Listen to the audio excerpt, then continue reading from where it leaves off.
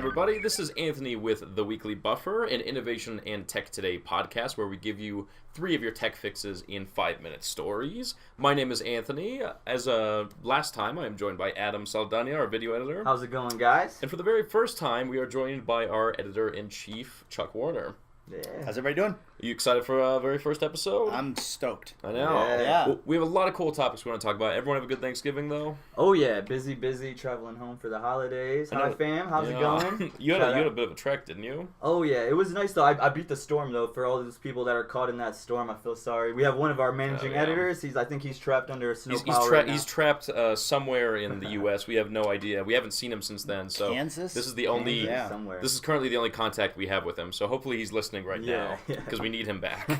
And Chuck, do you have a good Thanksgiving? Yeah, great Thanksgiving, and I would just like to say, for the record, Thanksgiving is all about the turkey and the green bean casserole.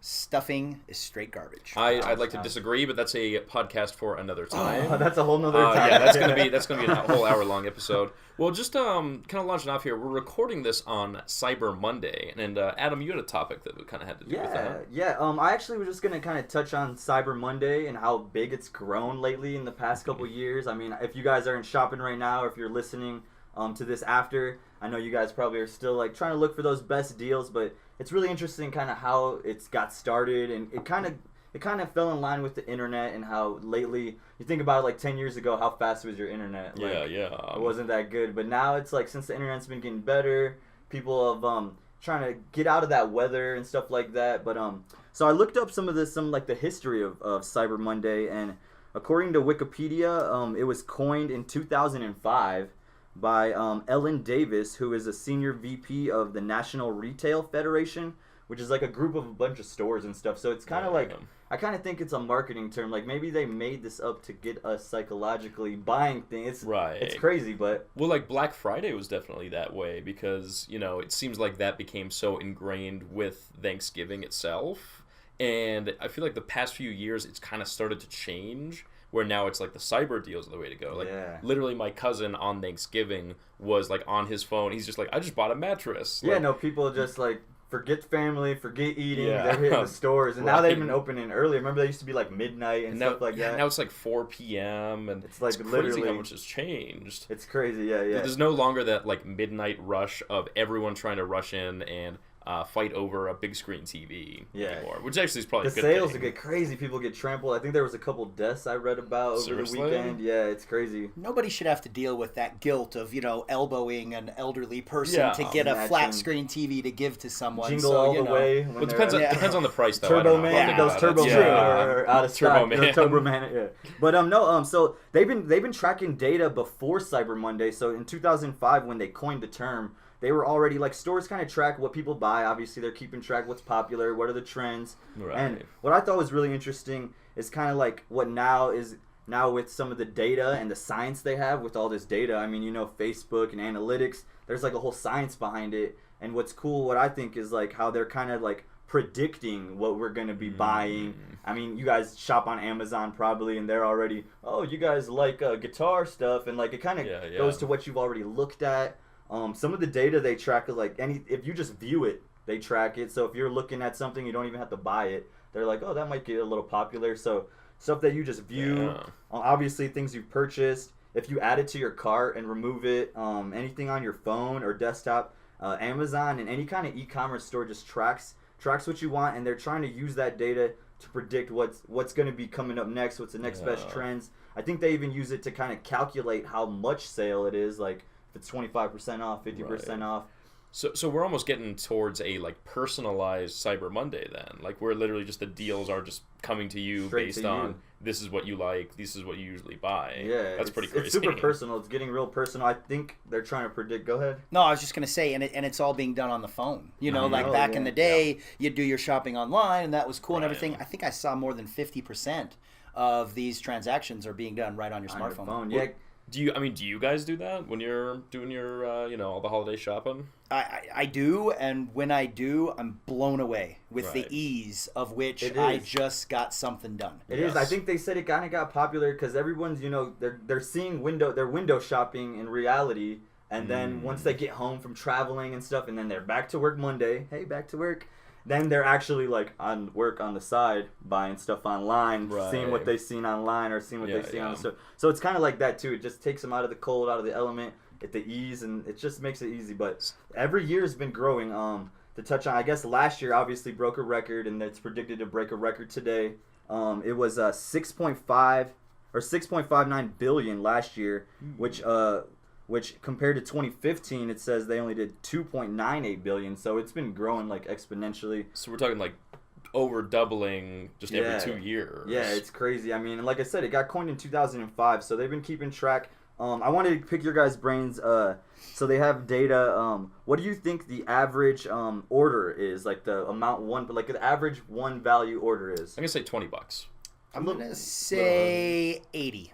80. You were a little closer. I guess it said last year the average order was $128. Oh wow! But it actually has gone down, which kind of is interesting from one buy. I guess in 2014 it said it was $160 was the average.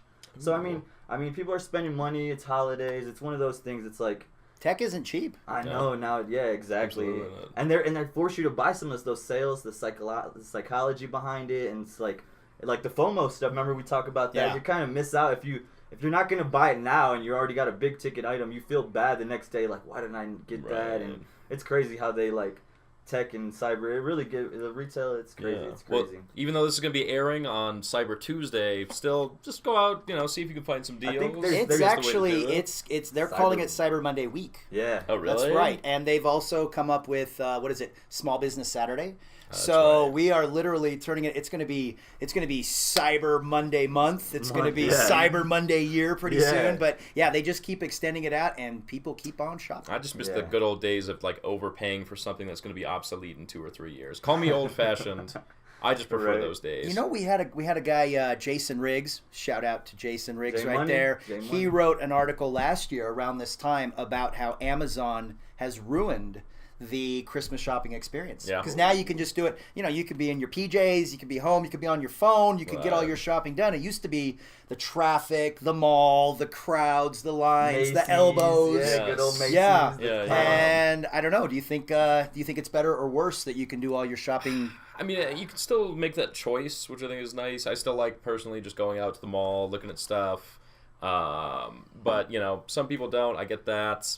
I don't know. I like you have the choice. I think they said, and actually I'm reading this article right now on Forbes, and they did say today's Cyber Monday, so just from Black Friday, they said people are still hitting the stores, like somehow. I mean, it's still great, like but they said it says 116 million shoppers was estimated, and this was an article written a couple of days. So I think people are still getting elbowed in the face. People are still, and they were all at the mall around the corner from my house. Right? I know. I they took his parking spot. You're like, what the? Right? But moving right along. I think. So speaking of Christmas, Mars. There's no transition there really. You had a nice little story about something huge that happened today. It's a victory. Yes. There's lots of news that we don't feel so good about. There's lots of craziness happening right now, but we've got a victory that I think everybody gets excited about. We just landed on Mars.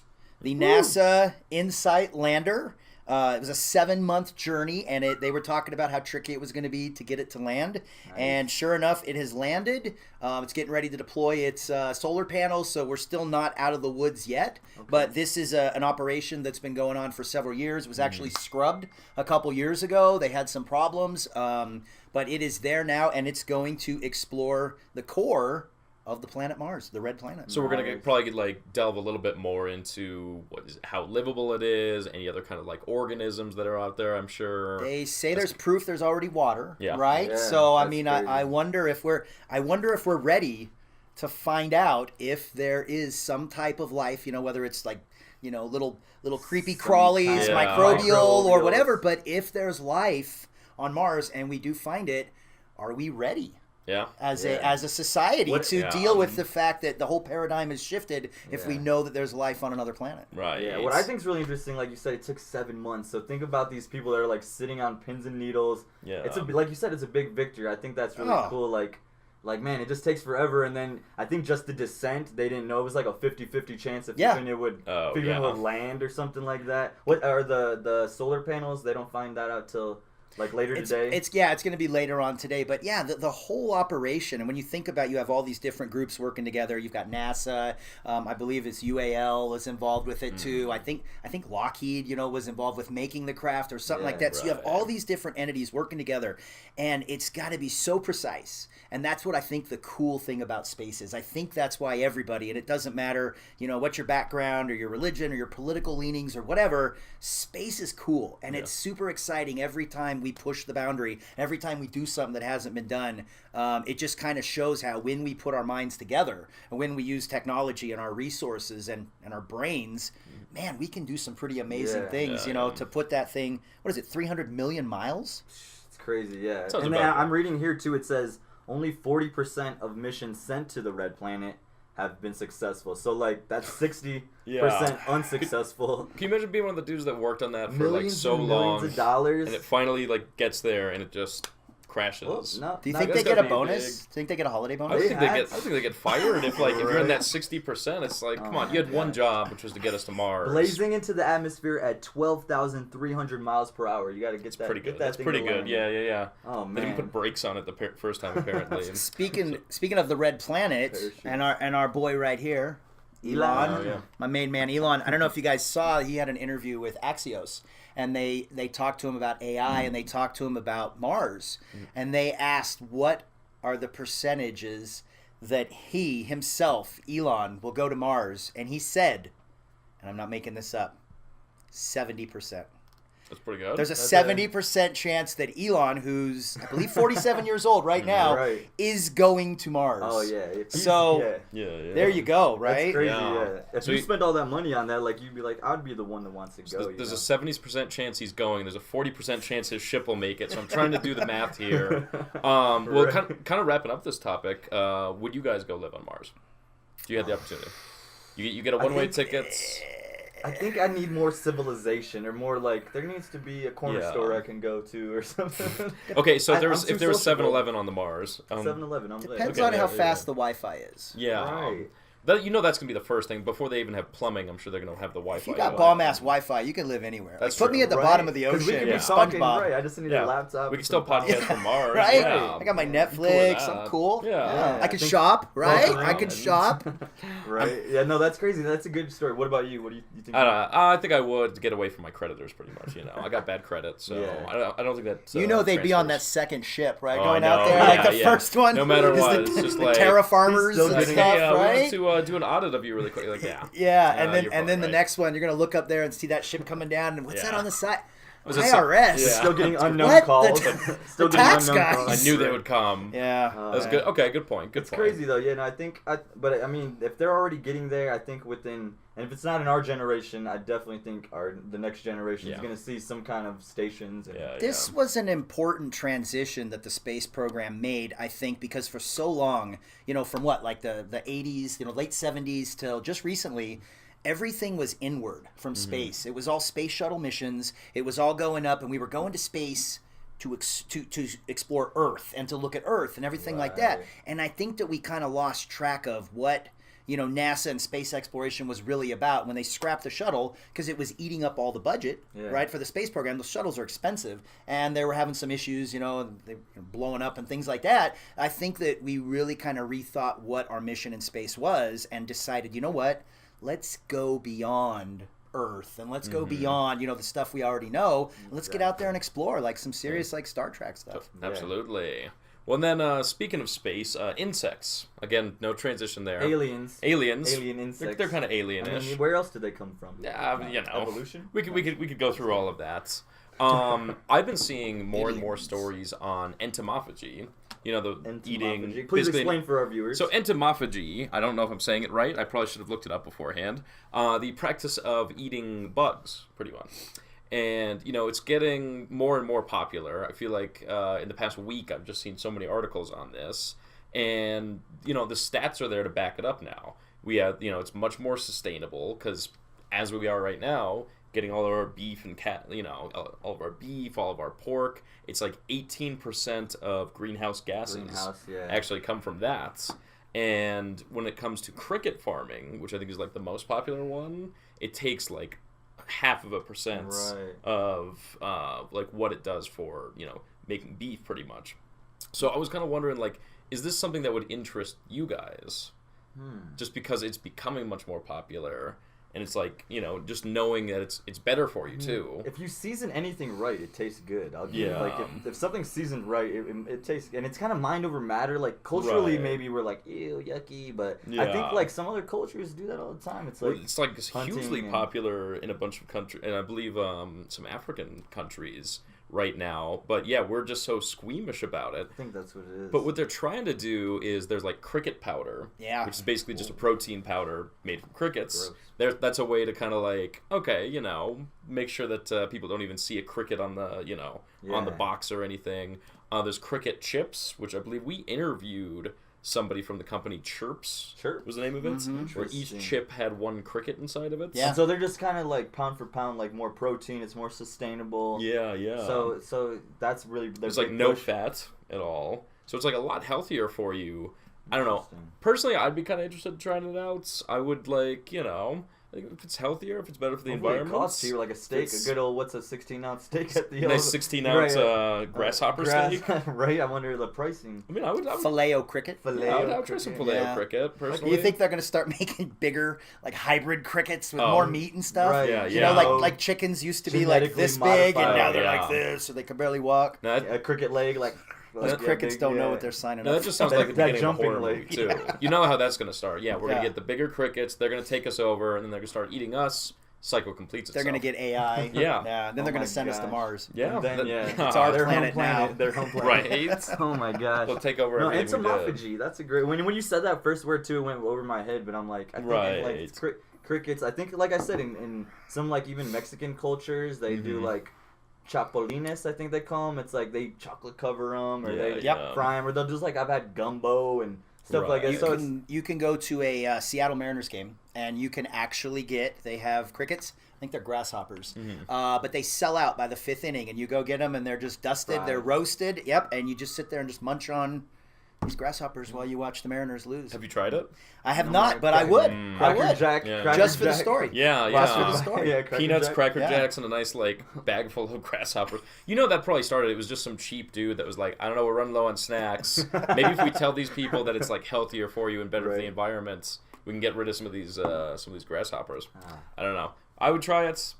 Let's see how it goes. Down? Yeah, down. Don't they put like a worm in the bottom of tequila? Like, this is not completely unheard of in our culture. Yeah, but if there's booze involved, then most. And if it helps for like sustainability and kind of like you said, it's more like saving some of that green. That's the big part right there. Is the population's going to continue to grow, right? And it takes so much energy to produce meat the way that we eat it. So if we're going to continue to eat meat, and again, the oceans are going through changes, and like 1 billion people get all their protein from the oceans, we're going to need to come up with some place to get our protein. And the thing is, like with cows and like you were saying, pigs or whatever, they take up a lot of space, a lot of land, a lot of everything like that. These crickets, you know what they like? They like to be crammed in to dark, tight spaces.